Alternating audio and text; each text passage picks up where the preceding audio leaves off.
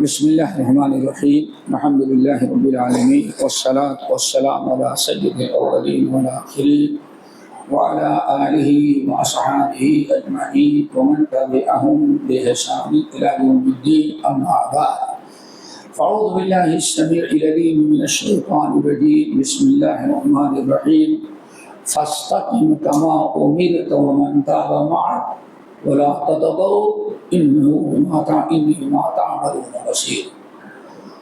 محترم حضرات، دینی بھائیوں، دوستوں، اسلامی ماؤں بہنوں، نوجوان ساتھیوں، ہم نے آپ حضرات کے سامنے سورۃ ہود کی آخری آیات میں سے ایک آیت تلاوت کی ہے جو بڑی اہم ہے۔ آپ حضرات نے سنا ہوگا کہ نبی علیہ السلام کے متعلق ترمذی وغیرہ کی جو روایت ہے کہ صدیق اکبر رضی اللہ تعالیٰ عنہ باغوں میں بیٹھے ہوئے تھے اور بار بار نبی علیہ السلام کو دیکھتے۔ آپ نے فرمایا ابو بکر کیا ہوا، کیوں دیکھ رہے ہو بار بار؟ تو نبی علیہ السلام نے فرمایا، ابو بکر صدیق نے کہا لقد شبت یا رسول اللہ، یا رسول اللہ آپ بوڑھے ہو رہے ہیں، یعنی آپ پر بڑھاپے کے آثار ظاہر ہو گئے، شروع ہو گئے ہیں۔ تو نبی علیہ السلام نے ارشاد فرمایا صحیح کہہ رہے ہو، شیبتنی سورۃ ہود و اخواتہا، چند صورتیں ہیں جنہوں نے ہمیں بوڑھا کر دیا۔ صحیح ہے، ابھی بوڑھاپے کا وقت نہیں آیا تھا، لیکن چند صورتیں ہیں، ان کے مضامین اور ان صورتوں میں جو رب نے پیغام دیا ہے ان چیزوں نے ہمیں بوڑھا کر دیا۔ اس میں ایک سورۃ ہود ہے۔ وجہ کیا ہے؟ بہت سارے اہل علم خصوصاً امام شوکانی اور بہت سارے مفسرین کہتے ہیں پورے سورۃ ہود میں سب سے زیادہ آپ کو متاثر کر دینے والی آیت جو تھی یہی ہے کہ فاستقم کما امرت ومن تاب معک ولا تطغوا۔ کیا ہے؟ نبی علیہ السلام کیوں بوڑھے ہو گئے؟ سورہ ہود قرآن مجید میں سورہ اعراف کے بعد سب سے زیادہ انبیاء علیہ السلام کے واقعات، اہل ایمان کی نجات اور قوموں کی ہلاکت اور بربادی کی داستان سورۃ ہود میں بیان کی گئی ہے۔ پورے سورہ ہود چند آیات ابتدا کی اور چند آیات آخر کو چھوڑ کر کے پورے سورۃ ہود میں قوم نوح، قوم عاد، قوم ہود، قوم لوط، ساری قومیں کیوں ہلاک کی گئی اللہ نے وہ داستان بیان کی۔ تو نبی علیہ السلام جب رب نے فرمایا فاستقم کما امرت ومن تاب معک، اے نبی اور جو لوگ کفر شرک چھوڑ کر کے آپ کی اتباع کرتے ہیں، ایمان لاتے ہیں، وہ بھی سن لیں، آپ بھی ڈٹے رہیں، فاستقم آپ قائم رہیں، ڈٹے رہیں، ومن تاب معک اور جو لوگ آپ کے پیروی کرنے والے ان کو بھی چاہیے کہ دین پر ڈٹے کما امرتا، جیسے مرضی ہو ویسے نہیں، جیسے اللہ نے حکم دیا ہے ویسے دین پر ڈٹے رہیں۔ ایسا نہیں کہ ہاں بھائی اسلام کہنے کما امرتا، فاستقم کما دین پر ڈٹے رہیں ویسے کما امرتا جیسے اللہ نے آپ کو دین پر قائم رہنے کا حکم دیا ہے۔ جو دین آپ کو اللہ نے دیا اس دین میں نہ باپ دادا کے رسم و رواج کی ملاوٹ تھی، نہ شرک و بدعات کی، نہ غیر قوموں کی، ساری چیزوں سے پاک خالص کتاب و سنت کی جو تعلیمات تھی وہی اصل میں اسلام تھا، اور وہی خالص اسلام تھا جو نبی علیہ السلام کو دیا گیا، جس پر آپ کو اور آپ کے ماننے والوں کو قائم رہنے کا تاکیدی حکم ہوا۔ فاستقم کما امرت ومن تاب معک، ایسا نہیں کہ ہم مسلمان ہیں، نہیں، مسلمان کیسے؟ اس کما امرتا، آپ اس اسلام پر، ان تعلیمات پر، اس طرح سے آپ دین پر قائم رہیں کما امرتا، جیسے اللہ نے آپ کو حکم دیا ہے۔ تو پتہ چل گیا یہی چیز سے جو نبی علیہ السلام کو بولا کر رہی تھی، میری امت اگر کہیں پھسل گئی، استقامت اختیار نہ کیا، کہ میری قوم کا بھی حشر وہی ہوگا جو پہلی امتوں کا ہو چکا ہے۔ دوستو تھوڑا سا وقت ہے، اسی آیت کو سمجھنا ہے۔ دین، اللہ نے کیا دین آپ کو دیا؟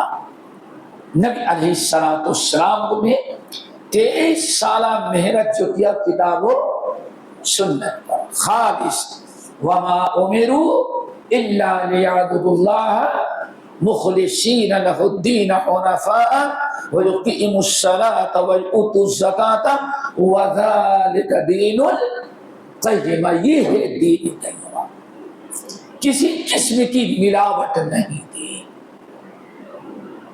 خالص اسلام یہ تھا، اور اسی پر اللہ نے آپ کو اور اہل ایمان کو قائم رہنے کا حکم دیا ہے۔ اسی کو کہا جاتا ہے استقامت۔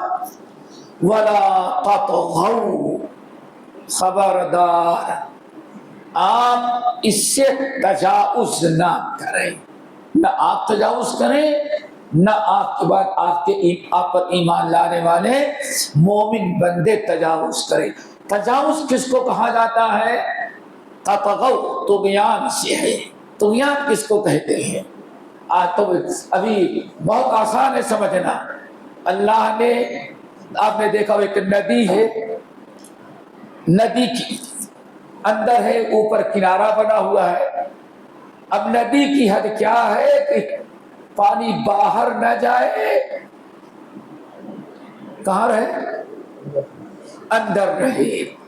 اب اگر پانی، جب تک پانی دریا ندی کے اندر ہے تب تک وہ پانی پوری امت کے لیے، پورے انسانیت اور جانوروں کے لیے قابل مفید ہے۔ اگر وہ پانی اتنا آ جائے کہ دریا ندی تجاوز کر، کیا مطلب؟ اب اوپر سے پانی بہ کے گاؤں کو ڈبونے لگے تو اس کہا جاتا ہے طغیان، یہ ہے تطغوا۔ جب انسان کتاب و سنت میں جیسے کہا، جتنا کہا، اسی پر اگر قائم رہا تو اس کو کہا جاتا ہے صراط مستقیم، یہی اصلی دین، حقیقی دین ہے۔ اب اگر کوئی محرم آیا تو 50 میٹر اور، عید میلاد نبی آئی تو 100 میٹر اور، اگر جہاں اس کو باہر کی چیزوں سے ملانا شروع کیا، اس کا مطلب یہ مسلمان اب تطغوا کر رہا ہے۔ کیا کر رہا ہے؟ تو یعنی اپنے حد سے تجاوز کر رہا ہے۔ دعا کرو اللہ ہم سب کو استقامت نصیب فرمائے۔ استقامت تو مکمل دین ہے، دعوت ہے، لیکن آج ہم صرف جو گفتگو کریں گے استقامت علی السنہ، استقامت علی السنہ، پھر باقی استقامت کسی اور موقع پر انشاءاللہ۔ سنت پر استقامت، سنت پر استقامت کیا مطلب ہے؟ نہ بدعات کی ملاوٹ ہو، نہ باپ دادا کے رسم و رواج کی ملاوٹ ہو، اور نہ غیر اقوام کے کلچر، ان کی عادات اور ان کا اطوار، ان کے دینی رسم و رواج ہمارے اندر داخل ہو۔ ان تمام چیزوں سے اگر ہم نے بچا لیا تو اس کو کہا جاتا ہے استقامت علی السنہ۔ اور یہی سنت، یہی استقامت علی السنہ ہی دین اسلام پر، توحید پر، اسلام پر قائم رہنے کا سب سے بڑا ذریعہ ہے۔ اور اگر انسان چاہتا ہے کہ صراط مستقیم پر قائم رہے تو اسی سنت کو مضبوطی سے پکڑنا ہے۔ صرف اس حدیث پر ذرا غور کریں کہ بڑی طویل حدیث ارباد بن ساریہ کی، اور امام بخاری اور مسلم کے علاوہ تقریباً تمام محدثین نے حدیث نقل کی ہے۔ نبی علیہ السلام کو حدیث کہ آپ نے نماز پڑھائی، پڑھانے کے بعد اب لوگوں کی طرف رخ کیا، پھر کیا کہتے ہیں صحابی؟ فوعدنا ظلا موعظة بلیغة ظرفت منها العیون ووجلت منه القلوب. نبی علیہ السلام ہمارے طرف رخ کیا، کھڑے ہوئے اور ایسا خطبہ دیا کہ سارے لوگ ڈر گئے، خوف زدہ ہو گئے، اب شاید ہماری ہلاکت کا وقت آ گیا ہے. اس قدر خوف زدہ ہوئے اور آپ نے ایسا زبردست خطبہ دیا کہ ظرفت منها العیون، ہر بیٹھنے والے کی آنکھوں سے آنسو بہنے لگے، سب رو پڑے. ووجلت منه القلوب، اور جتنے بیٹھے تھے سب کا دل جو ہے دہل گیا، خوف زدہ ہو گئے. پھر آپ نے ساتھ فرمایا، پوری حدیث نہیں، من یعش منکم فسیرى اختلافا کثیرا، ہم تو چلے جائیں گے، ہمارے بعد تم میں سے جو لوگ زندہ رہیں گے وہ بہت سارے اختلافا کثیرا، بہت سارے اختلافات کے شکار ہو جائیں گے. فتنے ہی فتنے ہوں گے، شرک کا، بدعات کا، خرافات کا، باپ دادا کے رواج کا، غیر اقوام کے کلچر، ان کے عادات و اطوار کا، بڑا خطرناک فتنہ ہوگا. پھر صحابہ کرام نے پوچھا، یا رسول اللہ، کیا اس سے اس موقع پر کوئی دین سے پر قائم رہنے اور اتباع سنت، کتاب و سنت، صراط مستقیم پر قائم رہنے کا کوئی چانس ہے؟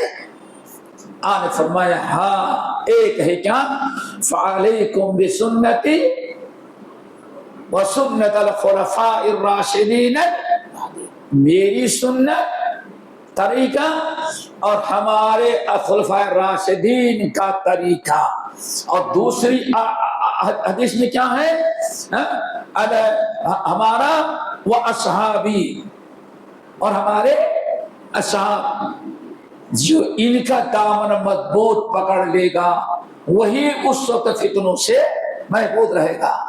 تو چند چیزیں بتاتے ہیں. نمبر ایک، جب آپ نے سمجھ لیا دوستو، مسئلہ یہ ہے کہ موضوع کی پوری وضاحت نہیں ہو سکے گی، لیکن بتانا یہ ہے کہ ہاں، استقامت علی السنہ.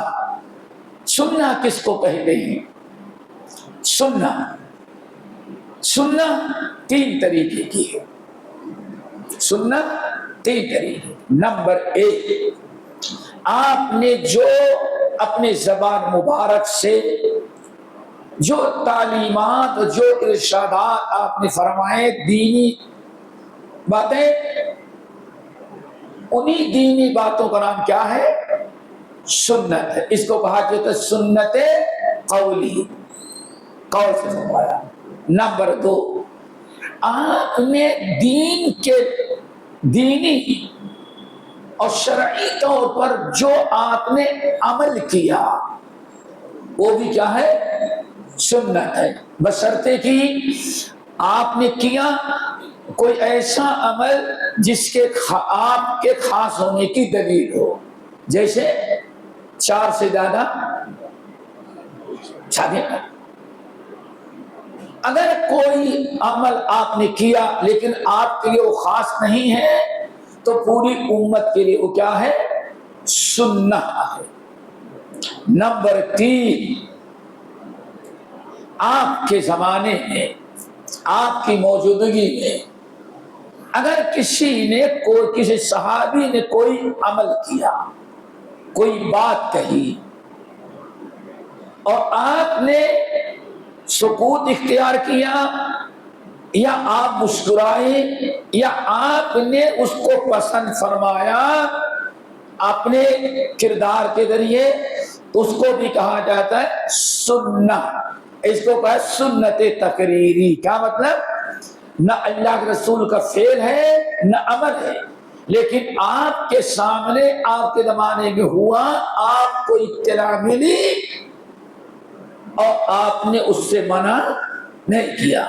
اس کی چھوٹی سی مثال امام مروزی رحمۃ اللہ علیہ نقل کرتے ہیں. رمضان کا چاند نکلا، رمضان کا چاند نکلا، اور چاند نکلنے کے بعد ہر آدمی مسجد میں تراویح کی نماز پڑھنے کے لیے تیار ہوا۔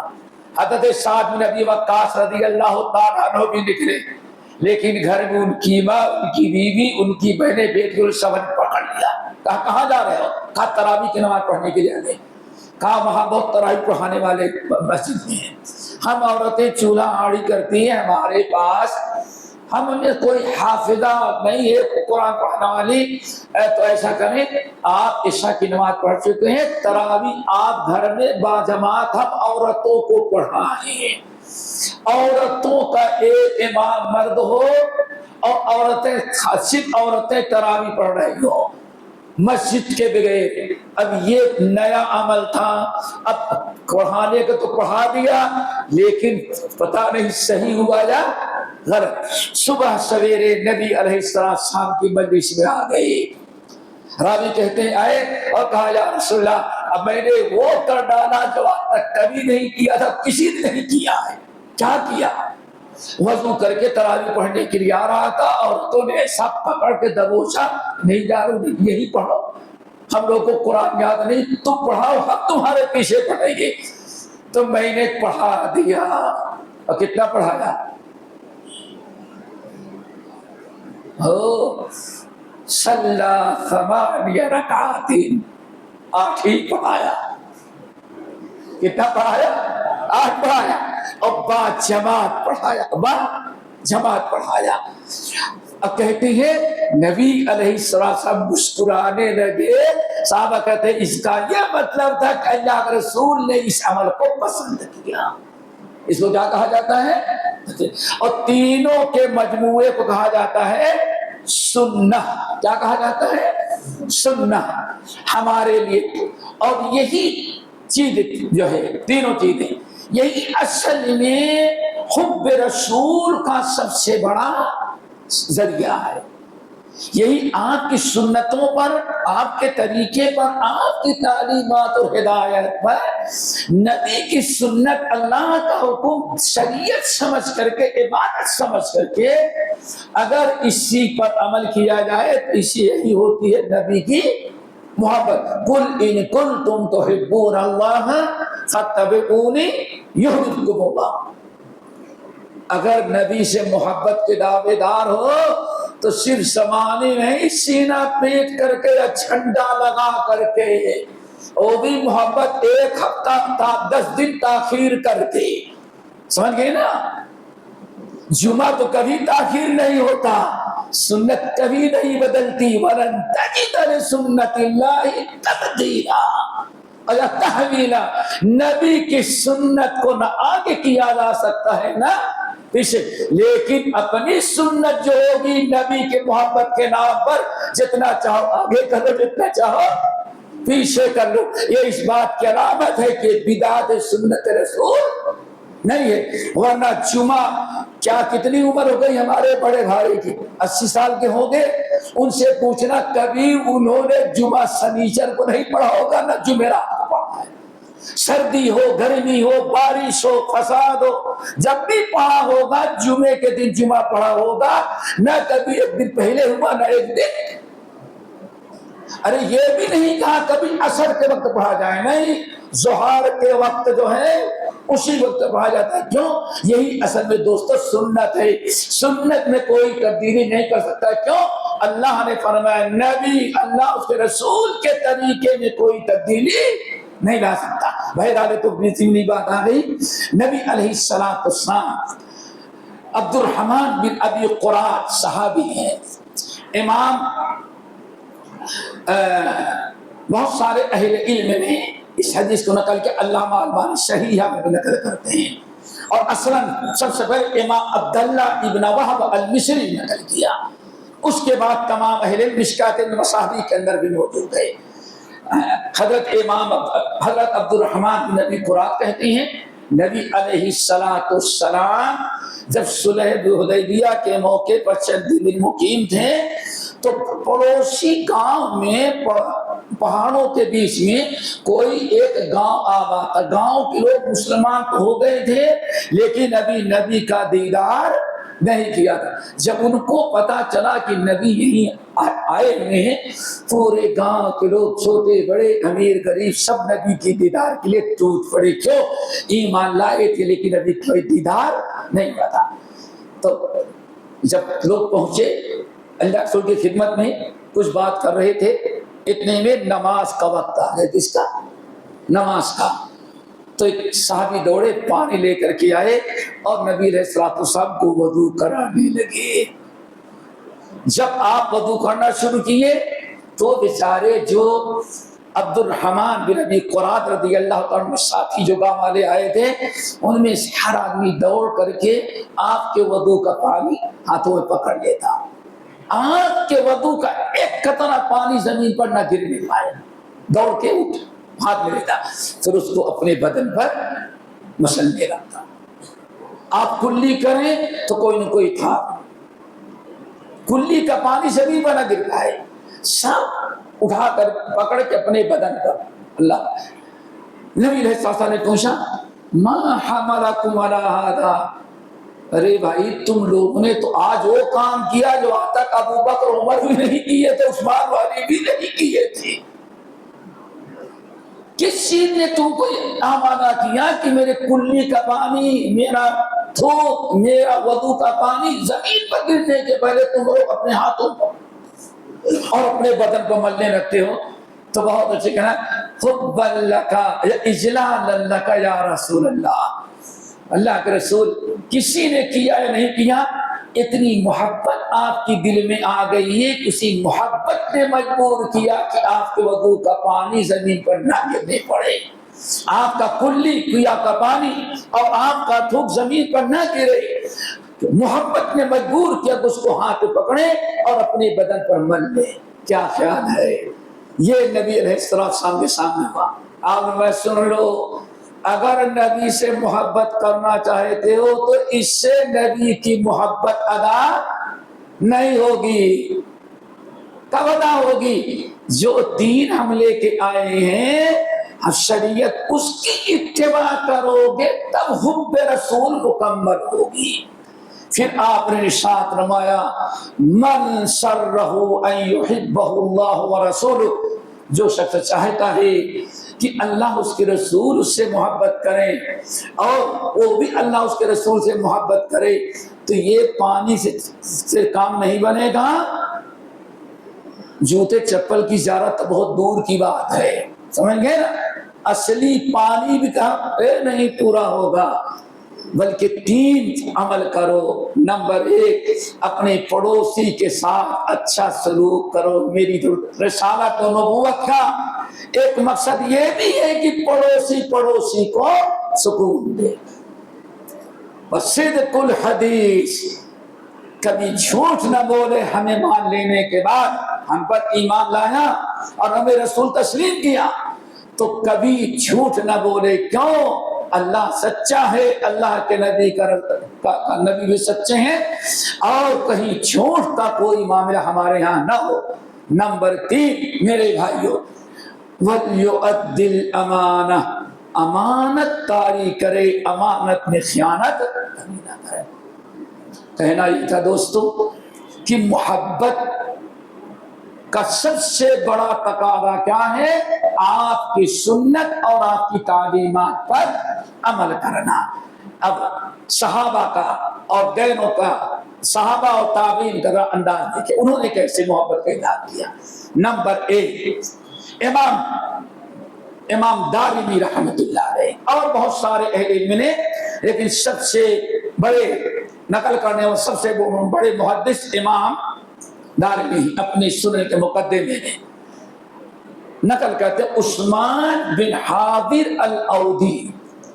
عثمان رضی اللہ عنہ نہیں ہے، عثمان بن حاضر، ان کا بزنس تھا، کاروبار تھا، خاص طور سے سندھ میں، جس سندھ ہے، سندھ تک اپنا سامان وہاں سے لاتے تھے، بیچتے تھے، اور سندھ سے خرید کر کے لے جاتے وہاں بیچتے تھے۔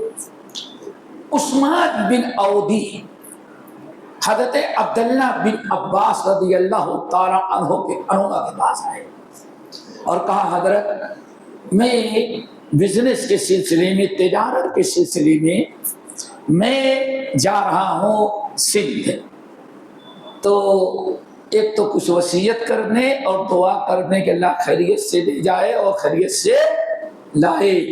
کتنا اچھا طریقہ تھا بھائی، کہیں باہر جا رہا ہے تو اپنے بڑوں سے مل لے، دعا کر رہی، ہم تو چلے جائیں کہ تب ٹیلی فون کرے گا ہم چلے آئے۔ دعا کرو اپنے ان سنتوں پر عمل کرنے کی توفیق نصیب فرمائے۔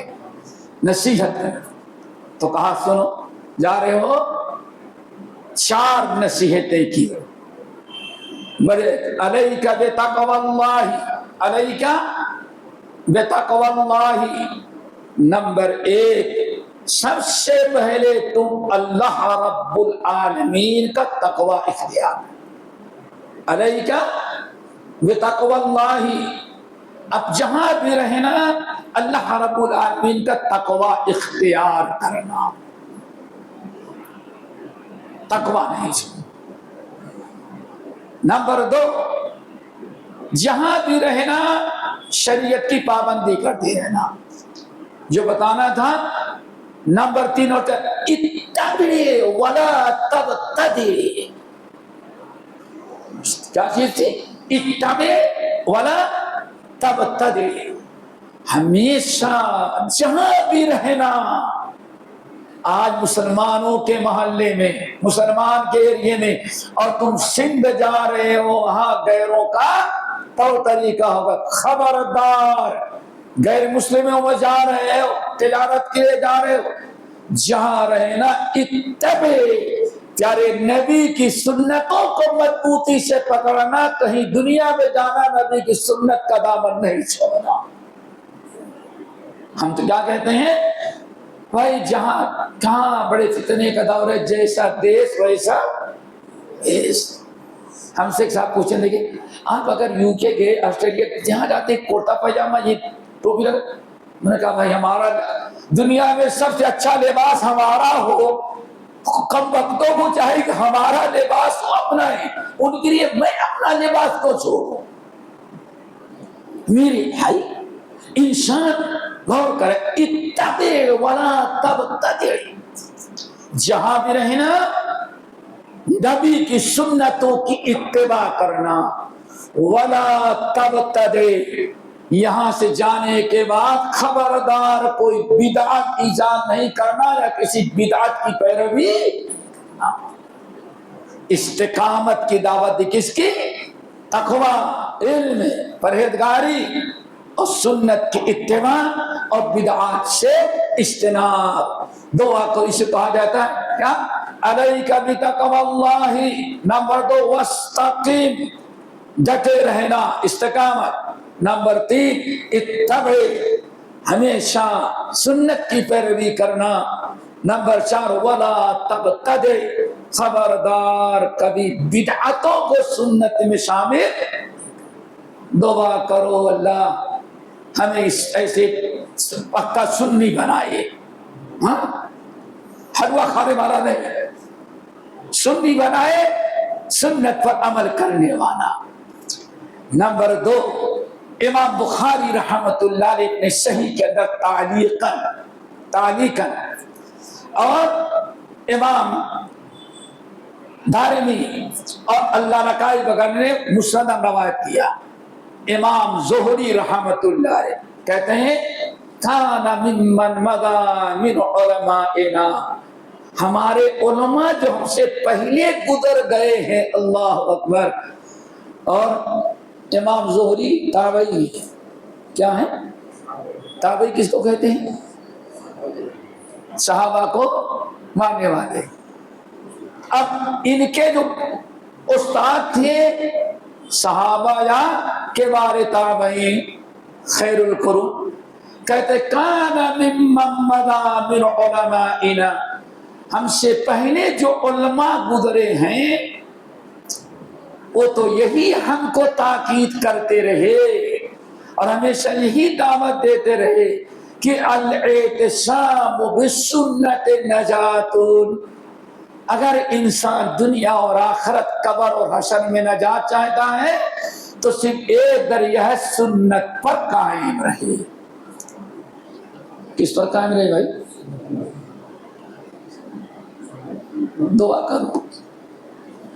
اللہ کے یہاں جاتے تھے ذکر پر قائم رہتے ہیں، نائی کے یہاں جاتے تھے قائم رہتے کہ نہیں قائم رہتے؟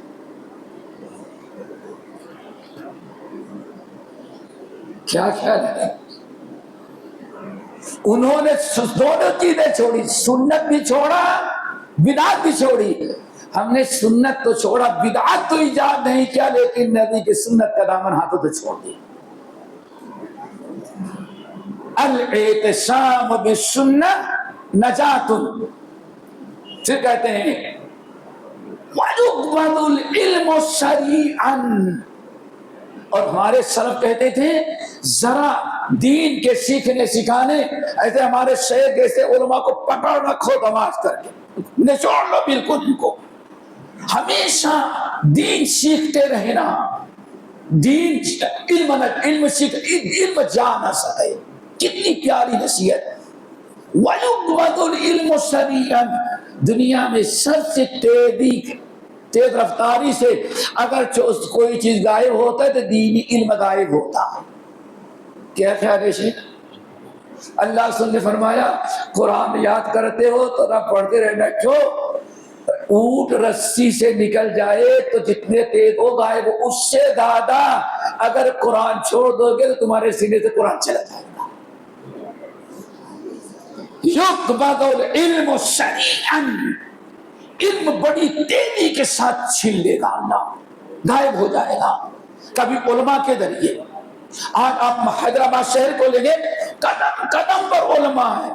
اللہ نہ کرے کبھی ایسا آ جائے ہر عالم اپنے اپنے وطن چلے آئے تو پھر کیا ہوگا؟ کہاں امام دے گا؟ کون نماز پڑھائے گا؟ کون خطبہ دے گا؟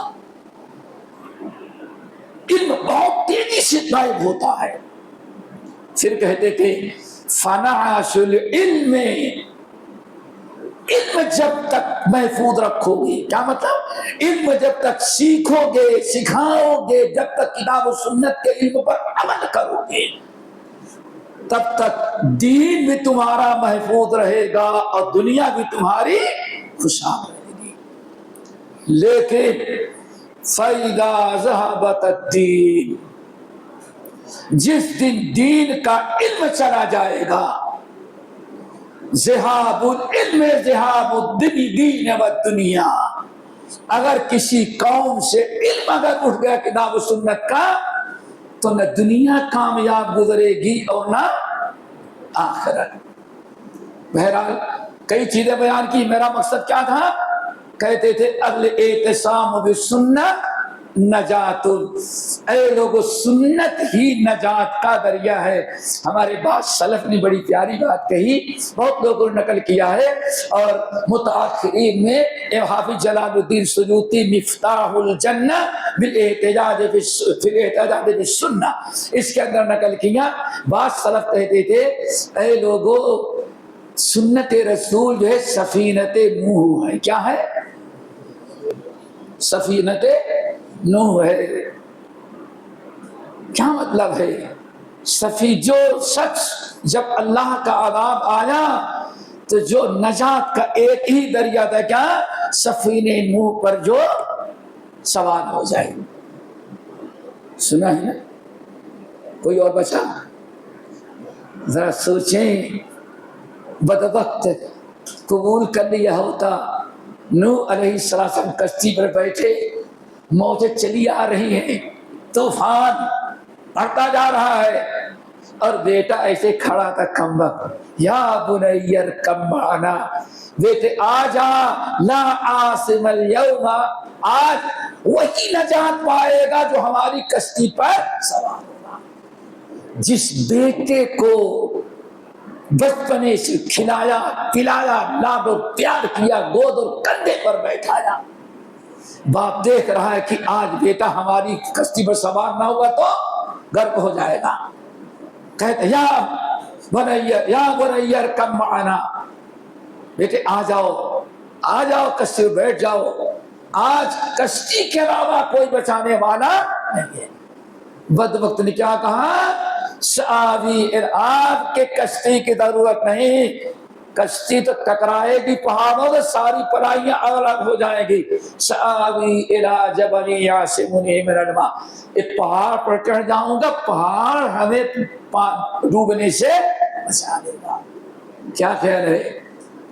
اللہ کے نبی نوح علیہ السلام باپ تھے، بیٹا گرب کیسے برداشت کر سکتے تھے؟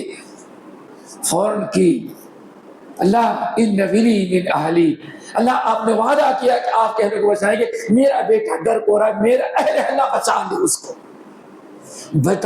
بیٹا سوار ہونے کے لیے تیار نہیں، باپ سوچا کسی بھی صورت سے آ جائے اللہ اس کو بیٹھا دے، میرے بیٹے کو بچا دے. لیکن اللہ نے کیا فرمایا؟ اے نوح خبردار، انہو لیس من اہلک، بدبودار کمت آپ کے اصل نہیں، اہل نہیں ہے، آپ کے اہل میں جو ایمان لائے ہیں. اس کو کہا جاتا ہے سفینت نوح. حضرت یونس، حضرت نوح کا بیٹا ڈوب رہا ہے، بیوی ڈوب رہی ہے، لیکن سفینہ نوح جو بچانے کا ایک ذریعہ تھا سفینہ نوح، اگر اس پر سوار نہ ہوئے تو نہ بیٹا بچا نہ بیوی بچی. کہتے ہیں یہی سنت رسول جو ہے سفینت نوح ہے، جو فمن رکبها فقد نجا ومن تخلف عنها فقد غرق. جو اس کشتی پر سوار ہو گیا وہ نجات پائے. کیا مطلب؟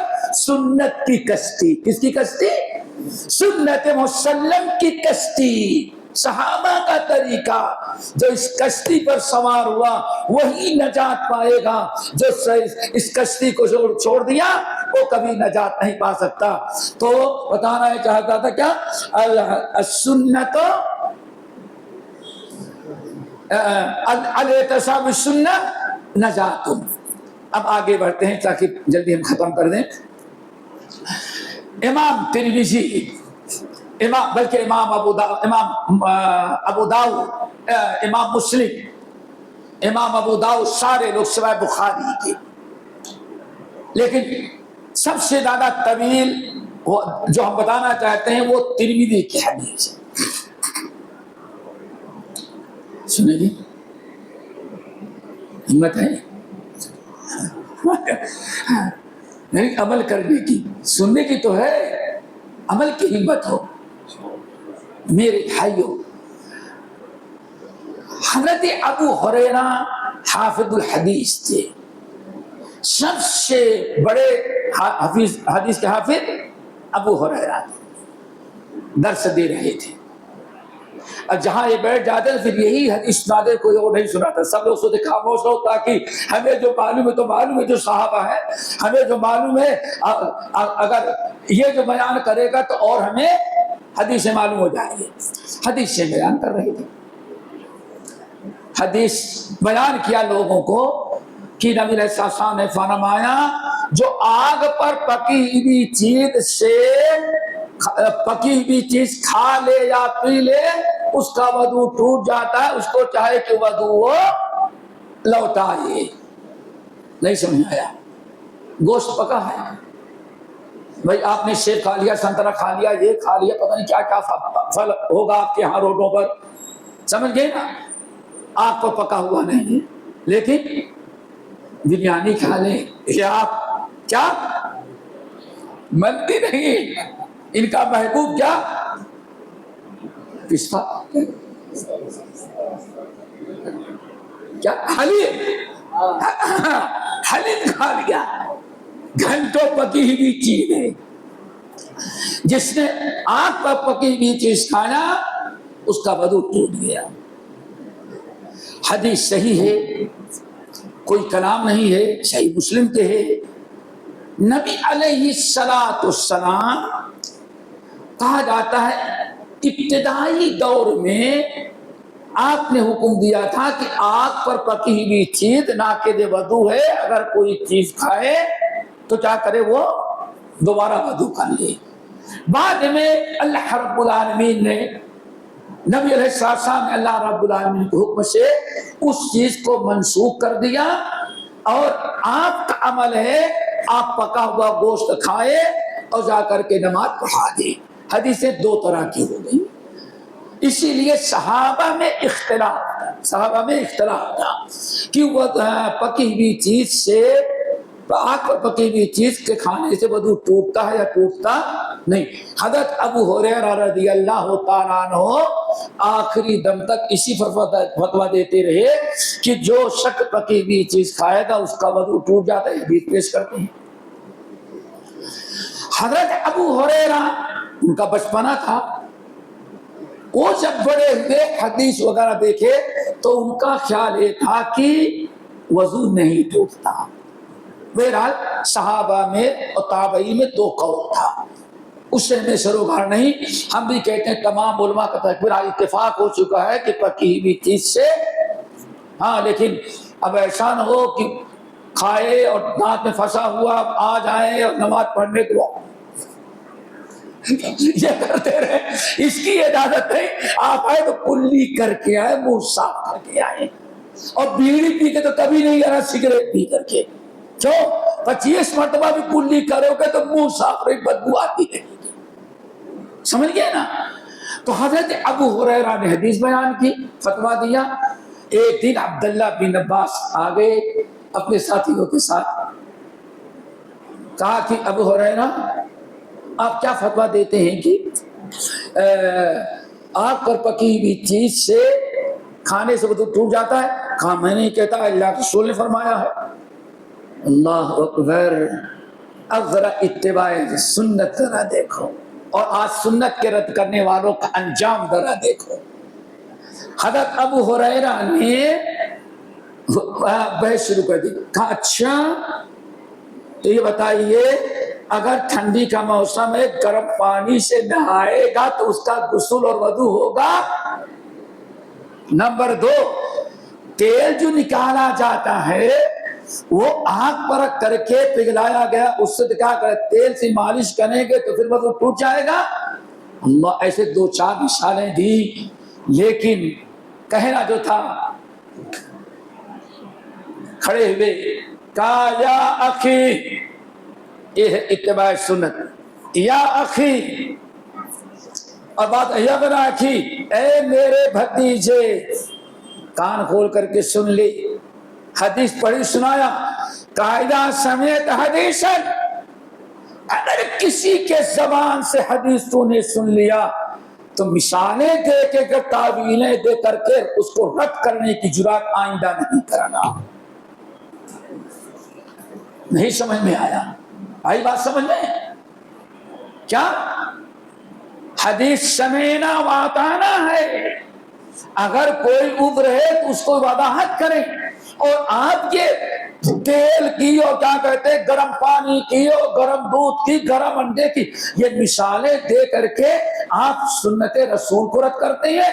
فلا تضرب، آئندہ کبھی سنت سننا، حدیث سننا تو بیٹے بھتیجے خبردار، کبھی تعویل کر کے مثالیں دے دے کر کے حجت بازی سے اس کو رد کرنے کی کوشش نہیں کرنا۔ یہ ہے میرے بھائی اتباع سنت۔ اس سے اندازہ لگائیں کہ سنت کی اتباع پر استقامت کس طرح کی تھی ہمارے سلف کے نزدیک۔ نمبر 4، 3 گزر گئے، نمبر 4 میرے بھائیو، حضرت عمر ابن الخطاب رضی اللہ تعالی، 3 ہوئے کہ 4؟ کتنے مثالیں ہوئے؟ 3۔ اب چھوڑ دیا جائے اگلے سفر میں؟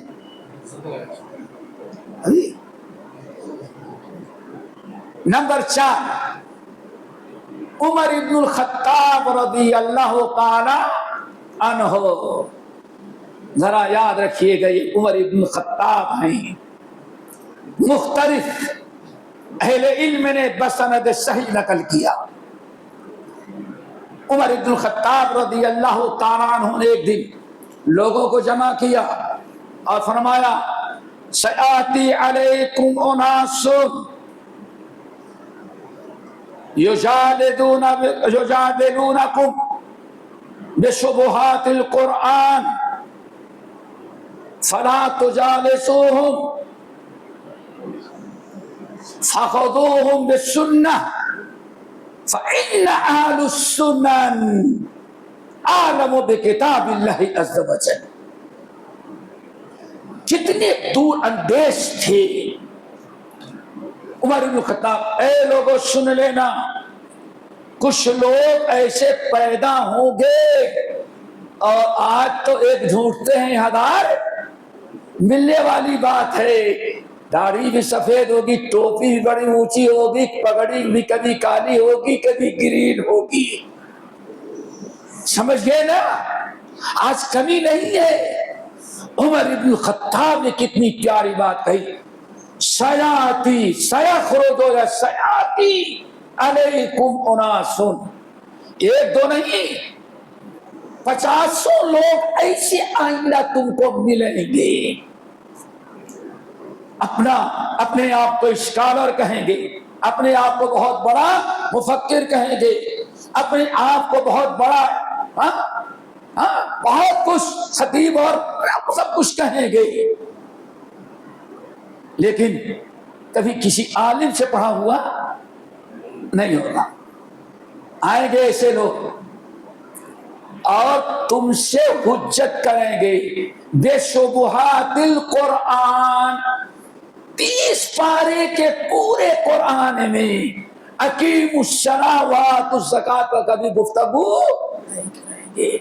جب بھی بات کریں گے ایسی آیت اٹھائیں گے جس کو ٹیڑھا میڑھا کریں تو کئی معنی نکل آئے ہیں. یبغونہا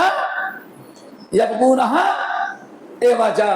اللہ نے فرمایا قرآن کچھ لوگ پڑھتے ہیں تو قبول کر لیتے ہیں، عمل کرتے ہیں، محبت کرتے ہیں، اصلاح کرتے ہیں، اور کچھ ایسے ہیں پڑھتے تو ہیں عمل کے لیے نہیں، سوچتے ہیں ہم جو بدعت کرتے ہیں جو کفر کرتے ہیں اور کس آیت کے کس لفظ سے توڑ اور مڑوڑ کر کے آیت نمبر بتائیں گے، حرف نمبر بھی بتا دیں گے.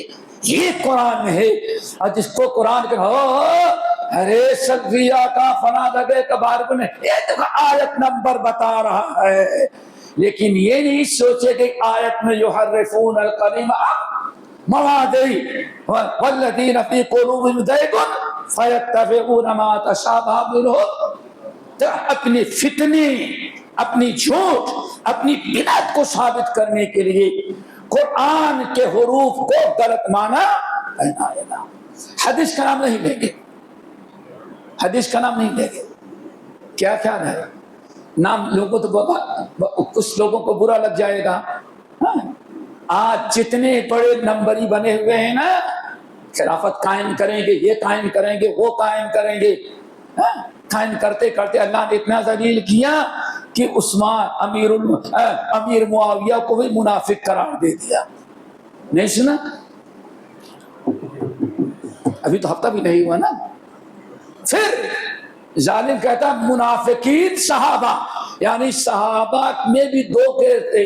کتنے صحابہ کی ایک جماعتی جو منافق تھی. ارے بیوقوف، صحابی بنا کیسے جب منافق تھا؟ تو نہیں سمجھے؟ منافق تو کہتے ہیں جو ایمان نہ لائے، زبان سے اقرار کرے اور اپنے آپ کو کیا کہتے ہیں، اس کو قرآن منافق کہا ہے، اللہ کے رسول کا صحابی نہیں کہا ہے. آیت کو سب کو چھوڑ دیں. قل انما انا بشر مثلکم یوحیٰ. اے نبی کہہ دیں ہم بظاہر بشر ہیں ورنہ بشر نہیں، ہم حقیقت میں کیا ہیں؟ نور ہیں. کیا خیال ہے؟ سنتے ہی تقریر قد جاءکم من اللہ نور و کتاب، آ گیا نور، آ گیا مصطفیٰ صلی اللہ علیہ وسلم. سمجھ گئے نا؟ ہمیشہ ایک صاحب نے کتاب و سنت میں دین کا ترجمہ جو بیان کیا، نہیں، دین کا نام ہے قانون. کیا خیال ہے اسے؟ ترجمہ کیا نا قانون. دین کا نام دین کا نام کیا ہے؟ دین کس کو کہتے ہیں؟ قانون کو. مالک یوم الدین ہے، ان الدین عند اللہ الاسلام ہے. پورے قرآن میں دین حدیث کی پوری تشریح چھوڑ کر کے نہیں، یہ سب غلط ہے. آپ تک کسی نے قرآن سمجھا نہیں. سمجھا تو پیدا ہونے والا اورنگ آباد میں زندگی گزارنے والا، حیدرآباد میں مرنے والا پاکستان میں. ہاں ہم نے دین سیکھا. دین کے معنی قانون. کیوں؟ سورہ یوسف کی آیت ما کان لیأخذ اخاہ فی دین ملیک. دین کے معنی شرعی معنی چھوڑ کر کے لغوی معنی لے کر کے پوری دین کی تحریف کا ستیہ ناش کر دیا، اور نتیجہ یہ نکلا کہ رمضان کا روزہ، 5 وقت کی نماز، یہ سب ٹریننگ ہے، عبادت ہی کیا ہے؟ ٹریننگ ہے۔ کیوں؟ آنے والی فوج کے لیے سوچو، ثم رددناہ اسفل سافلین، انجام میں ہوتا ہے دوستو۔ امیر المومنین عمر ابن الخطاب نے للکارا تھا اور حکم دیا، اے لوگو سیاتی علیکم اناس، یاد رکھنا ایسے ایسے لوگ پیدا ہوں گے، نہ کتاب کا علم ہوگا نہ سنت کا علم ہوگا، اور قرآن کے کچھ شک شبہ والے جو واضح الفاظ نہیں ہوگے یا جس کا کئی معنی ہوتا ہوگا اس کا غیر شرعی معنی قبول کر کے لوگوں میں فساد پھیلائیں گے۔ عمر ابن الخطاب نے کیا کہا؟ اس سے نجات کا ذریعہ کیا ہے میرے بھائیو؟ موضوع کیا ہے؟ اتباع سنت پر استقامت۔ اب آئے امیر المومنین عمر بن الخطاب نے کیا کہا؟ فخذوہم بالسنن، اگر ان کی بدعات کو نکیل لگا کر کے، ان کی تحریف کو جکڑ کر کے کچرے میں ڈالنے کی طاقت ہے تو سنت رسول سے گھیر لینا ان کو۔ کس سے گھیر لینا؟ سنت رسول۔ پھر آگے کہتے ہیں دنیا کا سب سے بڑا قرآن کا عالم وہ ہوگا جو سنت کا عالم ہوگا۔ پتہ چل گیا قرآن کا مفسر وہی ہوگا، ہو سکتا ہے جو سب سے بڑا حدیث کا عالم ہوگا۔ بغیر سنن کے، بغیر حدیث کے کبھی انسان تفسیر نہ لکھ، اگر لکھے گا تو وہی لکھے گا، وہی لکھے گا، لکھتے تھے کیا کہے گا؟ ارے تفسیر تو بخاری کے خلاف ہے، تو کیا کہے گا؟ اصل میں بخاری ہی نے تو حدیثوں کا ستیہ ناش کر دیا۔ نام لیں گے تو بخار آ جائے گا، آپ کو کتنے بڑے آدمی نے کیا۔ یہ سب کب ہوتا ہے؟ جب سنت سے نفرت ہو۔ تو عمر ابن الخطاب رضی اللہ تعالیٰ عنہ کا آنے والے ایسے فتنوں سے اگر تم بچ سکتے ہو یا ان کی بدعات کا ستیہ ناش کر سکتے ہو تو اس کے ذریعے سنت حدیث کے ذریعے۔ اسی لیے وسلم کہتے تھے اہل بدعات پر میزائل چلاؤ تو تیر چلاؤ تو سنت کا تیر چلاؤ۔ کیوں؟ ان کی عقل کا سارا بھانڈا کیسے پھوٹ جائے گا؟ سنت رسول کے ذریعے۔ تو دوستو سنت پر عمل ہو، دعوت میں بھی سنت استعمال کیا جائے، وعد و نصیحت بھی ہو تو کس کے روشنی میں؟ سنت کے۔ حضرت امام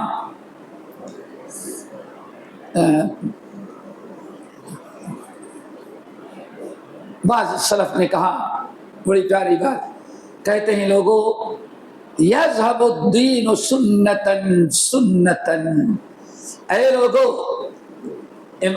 تابعی ہیں دہلوی رضی اللہ رحمۃ اللہ نے کہتے ہیں اے لوگوں، کسی نے ان سے پوچھا دین کیسے مٹے گا، اسلام کیسے مٹے گا؟ کہا یذهب الدین سنتن سنتن کما تنقض حبل عروتن عروتن۔ کتنی پیاری بات کہی۔ کہا جس طرح سے ایک رسی ہو، ایک رسی ہو، یا یہ ہم نے ایک رومال، چلے میرے بھائی جاکٹ پہن رکھے ہیں، اگر جاکٹ کو کاٹیں پھر ایک ایک دھاگا نکالنا شروع کریں، ابھی ٹھیک ہے نا، ایک دھاگا، دو دھاگا، ایک دھاگا، یہ کہیں کہ ایک دھاگا نکالنے میں کیا فرق پڑتا ہے؟ ایک دھاگا نکالا، دوسرا نکالا، تیسرا نکالا، چوتھا نکالا، فجر کی نماز تک ایک ایک دھاگا نکالتے رہے تو کیا جاکٹ رہے گی؟ آپ کا جاکٹ اصلی حالت پر رہے گا؟ سب چھوڑو، یہ چٹائی ہے، کیا قالین بچھا ہوا ہے، کیا کہتے ہیں اسے؟ قالین۔ اگر ایک ایک دھاگا نکالنا شروع کرے تو صبح تک چٹائی کا وجود۔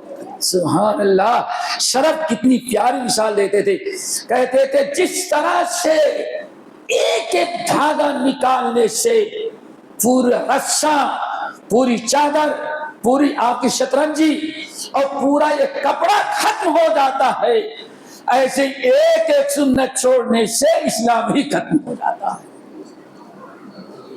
اسی لیے اسلام پر قائم رہنے کا سب سے بڑا درجہ کیا ہے؟ اتباع سنت۔ میرے بھائیو، اس لیے کوشش کرو اللہ تعالی ہم سب کو سنت پر قائم رہنے کی توفیق نصیب فرمائے۔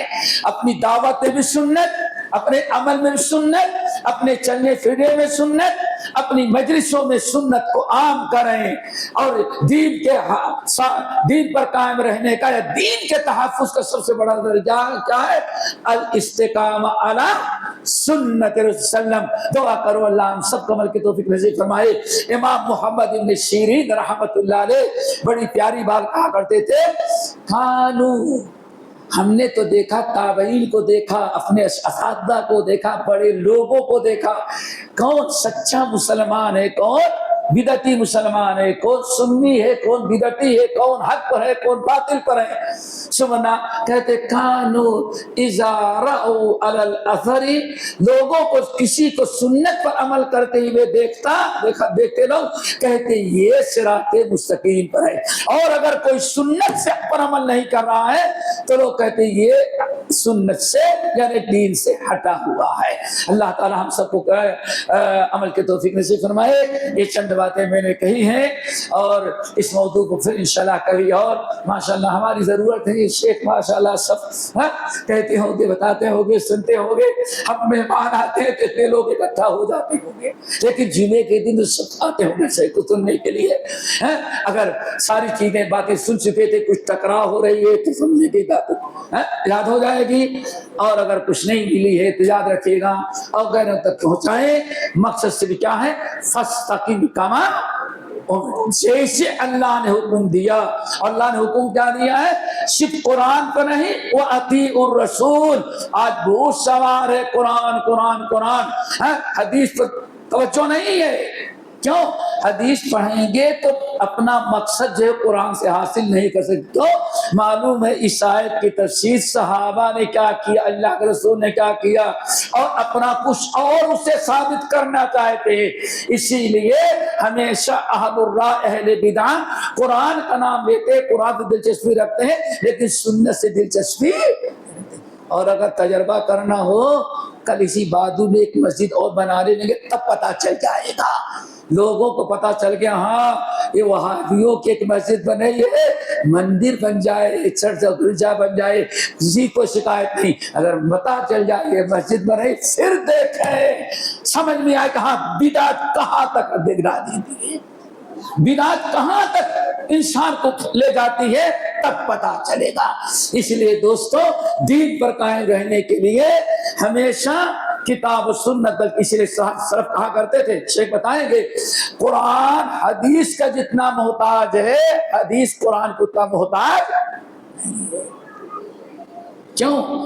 حدیث کا معنی مفہوم سمجھنے کے لیے سنت کی تو ضرورت ہے، اور سنت کو سمجھنے کے لیے حدیث کی ضرورت ہے۔ جو قرآن متن ہے تو سنت اس کی شرح۔ ان علینا جمعہ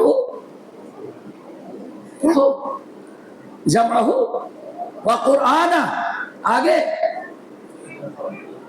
فَإِذَا قَرَأْنَاهُ فَاتَّبِعْ قُرْآنَهُ ثُمَّ إِنَّ عَلَيْنَا بَيَانَهُ۔ اے نبی قرآن آپ یاد کریں، سینے میں محفوظ کر دیں گے، اور آپ یاد کر لیں گے تب ہم بتائیں گے کہ آیت کا معنی کیا۔ اللہ اکبر۔ اس سنت بھی کس کی طرف سے ہے؟ ثُمَّ إِنَّ عَلَيْنَا، یہ بڑی اہم آیت ہے، لا تحرک به لسانک لتعجل به ان علینا جمعہ وقرآن فاذا قرأناہ فاتبع قرآن۔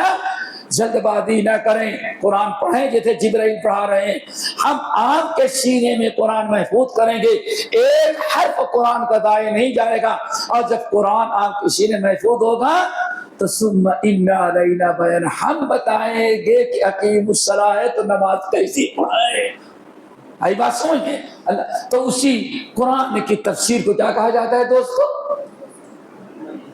سننا۔ اسے اللہ نے فرمایا لن یتفرقا، اے میرے امت کے لوگوں خبردار، کبھی حدیث اور قرآن کو الگ نہیں کرنا۔ لن یتفرقا، قیامت کے دن میرے سامنے آئیں گے تو اس وقت بھی قرآن و حدیث دونوں ساتھی ہوں گے۔ دعا کرو اللہ ہم دونوں میں اس طرح کی تفریق کر کے ایک کے سینے سے بڑی تعلیم ہو دوسرے کو ناپسند کیا جائے، یہ طریقہ درست نہیں ہے۔ قرآن تلاوت کریں، پڑھیں اور اس کو سمجھیں بھی، لیکن سمجھیں کس کے ذریعے؟ سنت کے ذریعے۔ اللہ عمل کے توفیق اس طرح فرمائے۔ کچھ اگر لمبا ہو گیا تو ہم معذرت چاہیں گے، اور اللہ تعالی ہم سب کو عمل کی توفیق نصیب فرمائے۔ استقامت علی سنت، اور استقامت کی بہت ساری قسمیں ہیں۔ استقامت علی الدعوہ، استقامت علی التعلیم، استقامت علی الجہاد، استقامت علی السنت۔ ہم نے صرف ایک نقطہ رکھا ہے، استقامت علی سنت۔ دعا کرو اللہ سب کو سنت مرتے دن تک قائم رکھے۔ اقول قولی ھذا واستغفر اللہ من کل ذنب واتوب الیہ۔